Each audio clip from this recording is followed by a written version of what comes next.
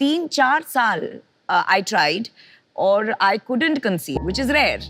So though infertility treatments I've gone through. ഒരു കുട്ടി already ഉള്ള കപ്പിൾസ് സെക്കൻഡറി ഇൻഫെർട്ടിലിറ്റി എന്നുള്ള ഒരു കാറ്റഗറിയിൽ വരുന്ന ആളുകൾ നമ്മുടെ ക്ലിനിക്സിൽ വരാറുണ്ട്. ഇവരുടെ ഒരു മെയിൻ ആയിട്ടുള്ള സംശയം എന്താണെന്ന് വെച്ചാൽ ഫസ്റ്റ് കുട്ടി ഉണ്ടാവാനായിട്ട് ഞങ്ങൾക്ക് യാതൊരു ബുദ്ധിമുട്ടും ഉണ്ടായിട്ടില്ല, പക്ഷെ സെക്കൻഡ് ബേബിക്ക് വേണ്ടി നമ്മളിപ്പോൾ സ്ട്രഗിൾ ചെയ്യുകയാണെന്നുള്ളതാണ്. ഇതിന്റെ മെയിൻ ആയിട്ടുള്ള കാര്യം എന്ന് വെച്ചാൽ ഫസ്റ്റ് ബേബിക്ക് വേണ്ടിയിട്ടാണെങ്കിലും സെക്കൻഡ് ബേബിക്ക് വേണ്ടിയിട്ടാണെങ്കിലും എഗിന്റെ ക്വാളിറ്റി ഫീമെയിൽ ഏജ് കൊണ്ട് കുറയുന്നത് രണ്ട് കൂട്ടർക്കും ബാധകമാണ്. അതായത് ഒരു 30 ഇയേഴ്സിന് താഴെ നമുക്ക് 10 എംബ്രിയോസ് ഉണ്ടെങ്കിൽ അതിൽ 7 എണ്ണവും നല്ലതായിരിക്കും, ക്രോമസോമലി നോർമൽ ആയിരിക്കുന്നത്. 35 ഇയേഴ്സ് കഴിയുമ്പോൾ അതൊരു 40-50% ആയിട്ട് കുറയുന്നുണ്ട്. അതോടൊപ്പം തന്നെ നമ്മുടെ ഏജ് കൂടുമ്പോൾ നമുക്ക് വരുന്ന ഹൈപ്പർ ടെൻഷൻ, ഡയബറ്റിസ് അല്ലെങ്കിൽ ഒബീസിറ്റി, അതുകൊണ്ടുണ്ടാകുന്ന ഫെർട്ടിലിറ്റിയിലുള്ള കുറവ്, പുതിയതായിട്ട് വരുന്ന ഫൈബ്രോയിഡ്സ്, അഡിനോമയോസിസ് തുടങ്ങിയ മെഡിക്കൽ കണ്ടീഷൻസ്, അതുപോലെ സർജറിയോ അല്ലെങ്കിൽ സിസേറിയൻ ആണ് ഫസ്റ്റ് പ്രഗ്നൻസിക്ക് വേണ്ടി ചെയ്തതെങ്കിൽ അല്ലെങ്കിൽ എന്തെങ്കിലും കൈൻഡ് ഓഫ് ഇൻഫെക്ഷൻസ് വന്നിട്ട് ട്യൂബിന്റെ ഫംഗ്ഷൻ മോശമാകുന്നത് എല്ലാം ഈ സെക്കൻഡറി ഇൻഫെർട്ടിലിറ്റിക്ക് കാരണമാകാറുണ്ട്. അതുപോലെ മെയിൽ സൈഡിലാണെന്നുണ്ടെങ്കിൽ